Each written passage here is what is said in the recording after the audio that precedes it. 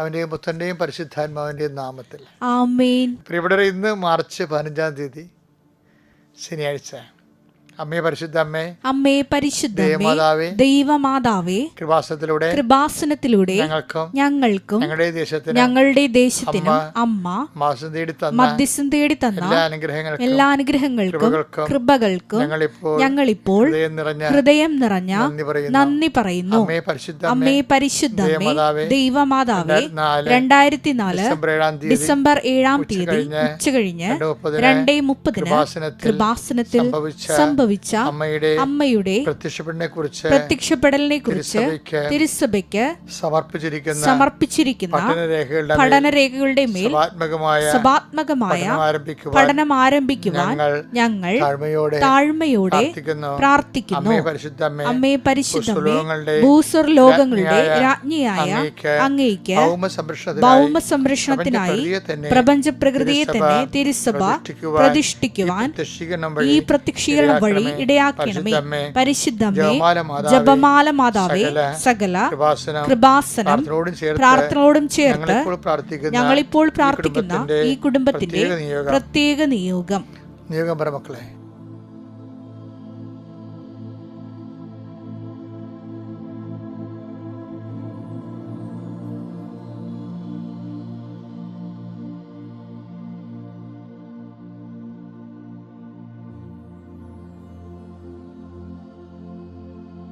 അമ്മയുടെ പ്രത്യക്ഷീകരണത്തിന്റെ ഈ അനുഗ്രഹവേളയിൽ ഞങ്ങൾക്ക് സാധിച്ചു തരുവാൻ കനിയണമേ.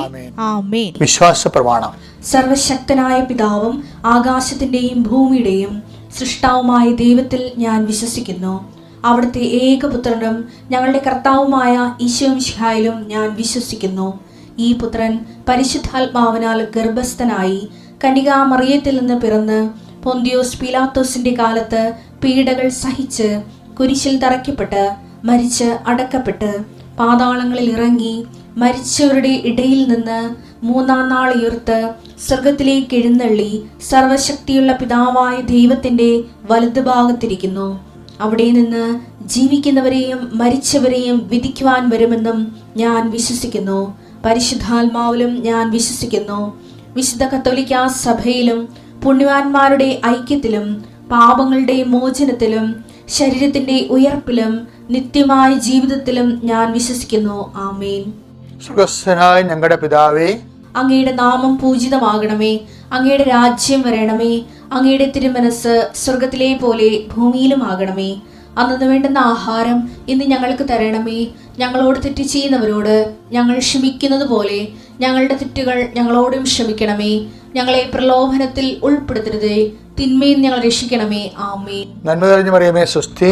കർത്താവ് അങ്ങയുടെ കൂടെ സ്ത്രീകളിൽ അങ്ങ് അനുഗ്രഹിക്കപ്പെട്ടവളാകുന്നു. അങ്ങയുടെ ഉദരത്തിൻ ഫലമായി ഈശോ അനുഗ്രഹിക്കപ്പെട്ടവനാകുന്നു. പരിശുദ്ധ മറിയമേ, തമ്പുരാന്റെ അമ്മേ, പാപികളായ ഞങ്ങൾക്ക് വേണ്ടി ഇപ്പോഴും ഞങ്ങളുടെ മരണസമയത്തും തമ്പുരാനോട് അപേക്ഷിക്കണമേ. ആമേൻ. എൻ്റെ പ്രിയപ്പെട്ടവരെ, ദൈവത്തിൻ്റെ കൈകളിലേക്ക് നിങ്ങളുടെ കൈകളെ പിടിപ്പിച്ചുകൊണ്ട് ഇന്നത്തെ ദിവസത്തിൻ്റെ സഞ്ചാരം ആരംഭിക്കുകയാണ്. അനുദിന അനുഗ്രഹ പ്രാർത്ഥനയിലൂടെ. കർത്താവേ, ഞങ്ങൾക്ക് വേണ്ടി ക്രൂശിക്കപ്പെട്ടവനെ, മരണത്തോട് കീഴ്വഴങ്ങിക്കൊണ്ട് ഞങ്ങളെ സ്നേഹിച്ചവനെ, നിന്റെ അനന്തമായ കാരുണ്യത്തെ ഞങ്ങൾ അനുസ്മരിക്കുന്നു. ഇന്നത്തെ ദിവസം നിന്റെ സ്നേഹം തിരിച്ചറിയാനുള്ള പുതിയ മുഹൂർത്തങ്ങൾ ഞങ്ങൾക്ക് നൽകണമെന്ന് പ്രാർത്ഥിക്കുന്നു. കർത്താവേ, അനുഭവങ്ങളിലൂടെ അങ്ങയെ അറിയുവാനും ആ അനുഭവത്തിൻ്റെ ബോധ്യത ജീവിക്കുവാനും ബോധ്യത്തിൻ്റെ സാക്ഷ്യത്തിൽ കർത്താവെ നിന്റെ മഹത്വത്തിൻ്റെ അടയാളമായി ഈ ഭൂമി പരിരസിക്കുവാൻ അങ്ങയുടെ മക്കളെ അഭിഷേകം ചെയ്യണമെന്ന് പ്രാർത്ഥിക്കുന്നു. കർത്താവ്, നിന്റെ ഉന്നതമായ നാമത്തിന് സ്വസ്ഥം ചെയ്യുന്ന കർത്താവ് നിന്റെ വിശുദ്ധ പൗരോഹിത്യത്തെ മഹത്വപ്പെടുത്തണമേ. കർത്താവെ, അനേകം മക്കൾ കണ്ണുനീരോടെ അങ്ങയുടെ തിരുസന്നിധിയിൽ നിന്റെ നാഥനും രക്ഷകനുമായി ഏറ്റുപറഞ്ഞുകൊണ്ട് പ്രാർത്ഥിക്കുകയാണ്. കർത്താവ്, മുടി കൊഴിഞ്ഞു പോകുന്നവരെ ഞാനിപ്പോൾ കാണുന്നുണ്ട്. ഇതൊന്നും ചിന്തിക്കപ്പോലും ഇല്ലായിരുന്ന സമയത്ത് ഞാനത് കാണുന്നുണ്ട്. കർത്താവെ, അത് കീമോ എടുത്തവരാരും ശരി, അല്ലാതെ തന്നെ പ്രായാധിക്യത്താലും അല്ലെങ്കിൽ അകാല വാർദ്ധക്യത്താലും മുടി കൊഴിയുന്നവരുണ്ട്. ഈശോയെ, അങ്ങനെയുള്ളവരെല്ലാം കുറച്ച് നാണിക്കുകയും വിഷമിക്കുകയും ചെയ്യുന്നുണ്ട്. കല്യാണം ഒത്തുവരാത്തവരുണ്ട്. അങ്ങനെ മനസ്സിന് സങ്കടമുള്ളവരുണ്ട്. ഈശോ, അവരെല്ലാം നീ സ്പർശിക്കണമേ. അവരുടെ സങ്കടങ്ങൾ കർത്താവ് നീ പരിഹരിക്കണമേ പ്രാർത്ഥിക്കുന്നു. വിവാഹം ഒത്തുവരാത്ത മക്കൾ, വിവാഹത്തിന് കാലമായിട്ടും കാലം കഴിഞ്ഞിട്ടും ജീവിത പങ്കാളിയെ കിട്ടാനോ അതിനുള്ള ഒരു സാഹചര്യം ഒരുങ്ങാത്ത കുടുംബങ്ങളെ പ്രത്യേകം സംബന്ധിച്ച് പ്രാർത്ഥിക്കുന്നു. കർത്താവെ ഭവനവും ഇല്ലാത്ത ദിവസം പ്രാർത്ഥിക്കുന്നു, മക്കൾ ഇല്ലാത്ത ദിവസം പ്രാർത്ഥിക്കുന്നു, മക്കൾ പഠിക്കാത്തവരുണ്ട് ഈശോയെ, ഹൈപ്പർ ആക്ടിവിറ്റി ഉള്ളവരുണ്ട് ഈശോയെ, ഒട്ടിസം ഉള്ളവരുണ്ട് ഈശോയെ, മക്കൾ കൊണ്ട് പൊറുതിമുട്ടിട്ട് ജീവിക്കാൻ പറ്റാതെ പലതരത്തിലുള്ള തിന്മകൾ അകപ്പെട്ടിരിക്കുന്ന മക്കൾ കുടുംബത്തിന് അസമാധാനം ഉണ്ടാക്കുന്നവരുണ്ട് ഈശോയെ. ഈശോ ഇവർ ജനിക്കാതിരുന്നെങ്കിൽ, വെള്ളയിടത്തും ചത്തുപോയിരുന്നെങ്കിൽ പോലും ആഗ്രഹിക്കുന്ന മനസ്സുകൊണ്ട് പ്രായിപ്പോകുന്ന രീതിയിൽ ജീവിക്കുന്ന മക്കളുണ്ട് ഈശോയെ. അവരെല്ലാം നീ തൊടണമേ, നിൻ്റെ തിരുരക്തത്തിൽ അവരെ കഴുകണമേ കർത്താവെ. അങ്ങയുടെ പീഡാനുഭവത്തിൻ്റെയും കുരിശുമരണത്തിൻ്റെയും യോഗ്യതയാൽ കർത്താവ് കഞ്ചാവിനും മയക്കുമരുന്നിനും അടിപ്പെട്ടിരിക്കുന്ന മക്കളുടെ ആന്തരിക അവബോധ മനസ്സുകളെയും ആന്തരിക ശീലങ്ങളെ കർത്താവ് നീ കഴുകണമേ. എൻ്റെ കർത്താവിന് ഉന്നതമായ നാമത്തിൽ അമ്മ മാതാവിൻ്റെ പ്രത്യേക മാധ്യസ്ഥ എല്ലാവിധ പൈശാചിക തിന്മകളും ദുശ്ശീലങ്ങളും എൻ്റെ മക്കളുടെ ഹൃദയത്തിൽ നിന്നും ജീവിതത്തിൽ നിന്നും കർത്താവ് യേശുവിൻ്റെ നാമത്തിൽ നീങ്ങിപ്പോട്ടെന്ന് കൽപ്പിക്കുന്നു. കർത്താവ് സമാധാനമില്ലാത്ത കുടുംബങ്ങൾ, കേസിൽ അകപ്പെട്ട പോയ കുടുംബങ്ങൾ, പോസ്കോയിൽ അകപ്പെട്ടു പോയ കുടുംബങ്ങൾ, കള്ളക്കേസിൽ അകപ്പെട്ടിരിക്കുന്ന കുടുംബങ്ങളെ കർത്താവ് നീ ഏറ്റെടുക്കണം പ്രാർത്ഥിക്കുന്നു. ഈശോ ജയിലിൽ നിന്ന് ഇറങ്ങിയ ഒരു കർത്താവ് സമാധാനത്തോടെ ജീവിക്കാനും ആ ജീവിതത്തിലേക്ക് പൊതുജീവിതത്തിലേക്ക് തിരിച്ചു വരുവാനും അങ്ങേക്ക് കഴിയും കർത്താവ്. അതിന് ആഗ്രഹിക്കുന്ന മക്കൾക്ക് അതുപോലെ സാഹചര്യങ്ങൾ ക്രമീകരിക്കണമെന്ന് പ്രാർത്ഥിക്കുന്നു കർത്താവ്. അവർക്കുണ്ടായിരുന്ന അപമാനങ്ങളെല്ലാം മാറ്റിക്കൊടുക്കുകയും കർത്താവ് അവർ സമാധാനത്തോടെയും വിശുദ്ധിയോടെയും ജീവിക്കാനുള്ള ഒരവസരം ഉണ്ടാക്കാൻ പരിശുദ്ധമായ ദേവമാതാവേ അങ്ങനെയുള്ള കുടുംബങ്ങളെ കുറിച്ച് പ്രാർത്ഥിക്കുന്നു. ഭാര്യാഭർത്താക്കന്മാരെ കലഹത്തിൽ ഭിന്നതയിലിരിക്കുന്നവർ, അതുപോലെ തന്നെ ആത്മഹത്യയെക്കുറിച്ച് ചിന്തിക്കുന്നവർ കർത്താവ്, അതിനുവേണ്ടി കർത്താവ് വൈരാഗ്യ ബുദ്ധിയോട് മറ്റുള്ളവരെ പാഠം പഠിപ്പിക്കുന്നതിന് വേണ്ടി വൈരാഗ്യ ബുദ്ധിയോട് അതിനുവേണ്ടി ഒരുങ്ങുന്നവർ അവരെല്ലാം സന്ദർശിക്കണം പ്രാർത്ഥിക്കുന്നു.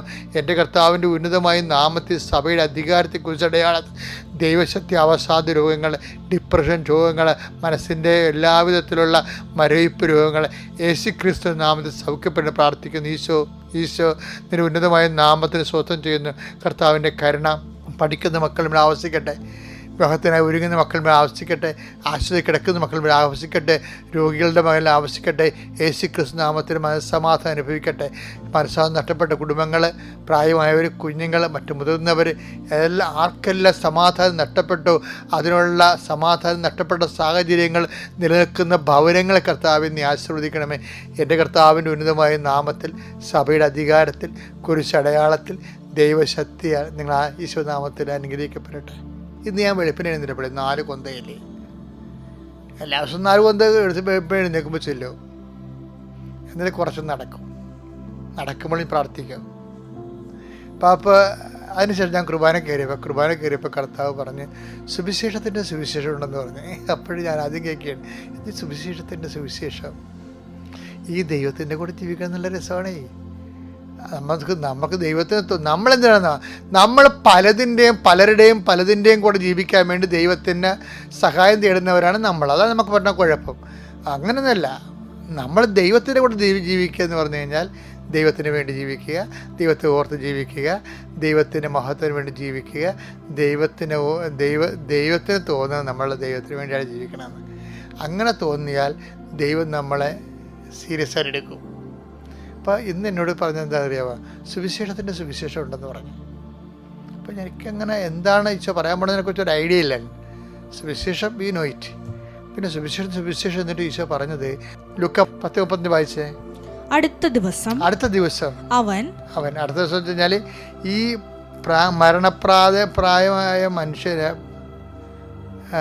മരണാസനായ മനുഷ്യനെ, മുറിവേറ്റ മനുഷ്യനെ, കള്ളമട കൈയാക്കപ്പെട്ട മനുഷ്യനെ എണ്ണയും വീഞ്ഞും വെച്ച് കെട്ടിയിട്ട് ഇവരെ കൊണ്ട് സത്തത്തിലാക്കത്തില്ലേ. എന്നിട്ട് അവിടെ കിടന്ന് ഉറങ്ങുകയും അയാൾ സത്തക്കാരന് ഇതിൻ്റെ പരിചരണം ഏൽപ്പിക്കുകയും ചെയ്യും. എന്നിട്ട് അയാൾ തിരിച്ച് രാവിലെ എഴുന്നേറ്റ് അയാളുടെ ബിസിനസ്സിന് പോകാൻ നേരത്ത് അയാൾ പറയുന്നത് വാക്കാണോ ഈ സുവിശേഷത്തിൻ്റെ സുവിശേഷം എന്ന് പറഞ്ഞത്. എന്താണത്? അടുത്ത ദിവസം അവൻ സത്രം സൂക്ഷിപ്പുകാരന്റെ കയ്യിൽ, നല്ല സമരക്കാരൻ സത്രം സൂക്ഷിപ്പുകാരന്റെ കയ്യിൽ 2 ദനാറ കൊടുത്തിട്ട് പറഞ്ഞു, ഇവന്റെ കാര്യം നോക്കിക്കൊള്ളണം. അപ്പൊ ഞാനിങ്ങനെ 4 കൊന്ത കഴിഞ്ഞിട്ടാണ് പിന്നെ ഈ കോൺഫറൻസ് കോളിന് ചുറ്റും നടക്കണ സമയത്തൊക്കെ അമ്മയെ കളത്തറയിരിക്കണം അമ്മയെ ഞാനിങ്ങനെ ചെരിഞ്ഞ് നോക്കിക്കൊണ്ട് നടക്കും. അപ്പോൾ എൻ്റെ മനസ്സിൽ തന്നാണ് ഇവൻ്റെ കാര്യം നോക്കിക്കൊള്ളണം. സുവിശേഷത്തിൽ ഏറ്റവും വലിയ വാക്കാണ്. എന്നുവെച്ചാൽ നമ്മളോട് ദൈവം പറഞ്ഞ എന്താണ്, നമ്മുടെ കയ്യിൽ വന്ന ഒരാൾ അവൻ്റെ കാര്യം നോക്കിക്കൊള്ളണമെന്ന്. അപ്പോൾ ഓരോരുത്തരും ഇപ്പോൾ ഓരോ ദിവസവും ഓരോ ആൾക്കാർ ഓരോ കാര്യമൊക്കെ പറഞ്ഞിട്ട് വരത്തില്ലേ. അപ്പം എന്തെങ്കിലും ഒരു പോംവഴി കാണിക്കാതെ നമ്മൾ അവരെ വിടത്തില്ല. പിന്നെന്താ പറയണത്? ഇങ്ങനെ നോക്കുമ്പോൾ എന്താ കുഴപ്പം? എന്താ കൂടുതലായി എന്തെങ്കിലും ചെലവാകുന്നെങ്കിൽ കൂടുതലായി എന്തെങ്കിലും ചെലവാകുന്നെങ്കിൽ ഞാൻ തിരിച്ചു വരുമ്പോൾ തന്നുകൊള്ളാം. അതായത് മനുഷ്യന്മാർക്ക് എല്ലാവർക്കും ഒരുപോലെ ദൈവസ്നേഹം അബ്സോർബ് ചെയ്യാൻ പറ്റത്തില്ല. അപ്പോൾ ദൈവസ്നേഹം കുറച്ച് മാത്രം അബ്സോർബ് ചെയ്യുന്നവരുണ്ട്. അവർ ചിലപ്പോൾ നമ്മൾ അവരെ സഹായിക്കും, പക്ഷെ തിരിച്ച് അവർ സഹായിക്കണമെന്ന് ഒരു നിർബന്ധവും ഇല്ല. ഒരു മനുഷ്യനെ ദൈവത്തിൻ്റെ നാമത്തിൽ ഇവൻ്റെ കാര്യം നോക്കാൻ എടുത്തു കഴിഞ്ഞാൽ നമുക്ക് നഷ്ടമായിരിക്കും ഉണ്ടാകുന്നത്. അപ്പോൾ ഇത് തന്നെ ഈശോയ്ക്ക് ഉണ്ടായത്. ഈശോ അപ്പായോട് പലപ്പോഴും പറഞ്ഞു, അപ്പാ കുരിശുമരണം വേണ, അപ്പാ കുരിശുമരണം വേണ. ഞാനിതിൻ്റെ ഇഞ്ചിഞ്ചായിട്ടല്ലേ ഞാൻ അപമാനിക്കപ്പെടുകയും സഹിക്കപ്പെടുകയും ചെയ്യണത്. എൻ്റെ ഈ 33-ാമത്തെ വയസ്സിൽ ഐക്കണ്ട് ഇമാജിൻ എന്നൊക്കെ പറയും. ചോരവര വിയർത്ത് ഗെത്സേമനിയിൽ. ഞാൻ പണ്ടൊരു കവിത വായിച്ചിട്ടുണ്ട്. അഗസ്റ്റിൻ ഐസക് എന്ന് പറഞ്ഞൊരു ഫാദർ ഉണ്ടായിരുന്നു. അദ്ദേഹത്തിന് ജീസസ് ദ റിബൽ എന്ന് പറഞ്ഞൊരു പുസ്തകം ഞാൻ വായിച്ചിട്ടുണ്ട്. അതിനകത്ത് വായിച്ചിരിക്കുന്നത്, oh father of mad love, you have loved men more than your son. അതായത് ഗെത്സേമനിൽ ഈശോ പ്രാർത്ഥിക്കണേ അപ്പായോട് വഴക്കിടും. Oh father of mad love, ഭ്രാന്തമായി മനുഷ്യനെ സ്നേഹിക്കുന്ന അപ്പ, you have loved your son more, you loved man more than your son. നിൻ്റെ മകനേക്കാൾ കൂടുതൽ നീ മനുഷ്യരെ സ്നേഹിച്ചില്ലേ എന്ന്. അതിൻ്റെ പേരിലാണല്ലോ ഇവൻ ക്രൂശിക്കപ്പെടേണ്ടി വരണത്.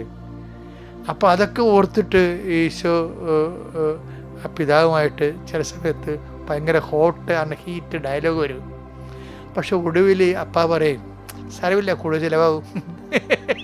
അപ്പ പറയും, ശരി ജീസസ്, ഇറ്റ്സ് ഓക്കെ, കൂടുതൽ ചിലവാകും, അത് നീ തിരിച്ചു വരുത്തല്ലേ, ഇതെല്ലാം കഴിഞ്ഞ് അപ്പം ഞാൻ തന്നെ തന്നോളാം.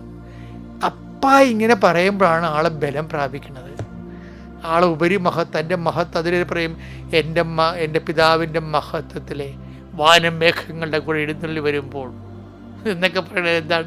അപ്പ പറഞ്ഞാണ് തിരികെ വരുമ്പോൾ പിന്നെ തിരിച്ച് പോണത് വന്ന പോലെ ആയിരിക്കത്തില്ല.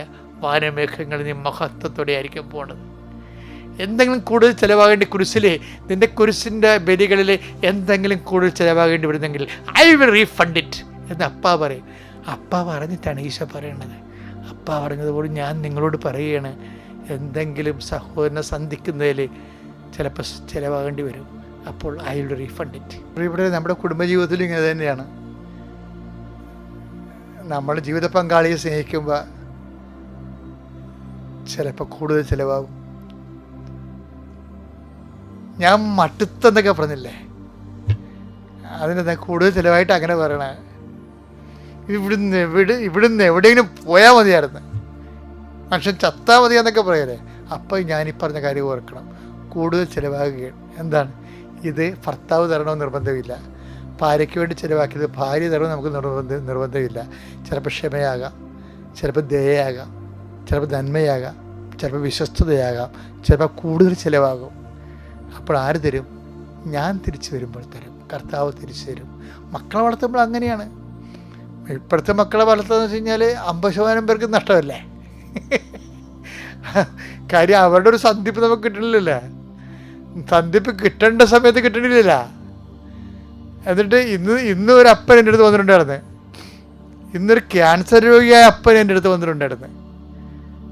അത് പ്രാർത്ഥിക്കുന്നതിനിടെ പറഞ്ഞു, എൻ്റെ അച്ഛാ, എൻ്റെ മകൻ ദുബായിലാണ്, അവൻ എന്നെ വിളിക്കണില്ലെന്ന്. ഞാൻ പ്രാർത്ഥിച്ചു, അയാളെ ആശ്വസിപ്പിച്ച് വിട്ടു. വിളിക്കും തീർച്ചയായിട്ടും. പക്ഷേ അതല്ല, അങ്ങനെയൊക്കെ സങ്കടപ്പെടുന്ന എന്തുമാത്രം മനുഷ്യരാണ്. മക്കളെ വളർത്തിയിട്ട് കൂടുതൽ ചിലവാകുന്നവരില്ലേ.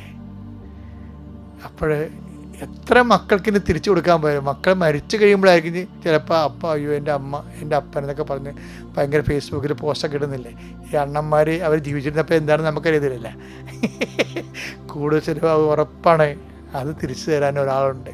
ഇതെല്ലാം ടാലിയാക്കാൻ വേണ്ടി ഒരാളുണ്ട്. അതാരാണ്? നമുക്ക് വേണ്ടി ക്രൂശിക്കപ്പെട്ടവൻ, നമുക്ക് വേണ്ടി ഉയർത്തി നിന്നിട്ടവൻ, നമുക്ക് വീണ്ടും വരാതിരിക്കുന്നവൻ. അവൻ തിരിച്ചു വരുമ്പോൾ ടാലിയാക്കും. Praise the Lord.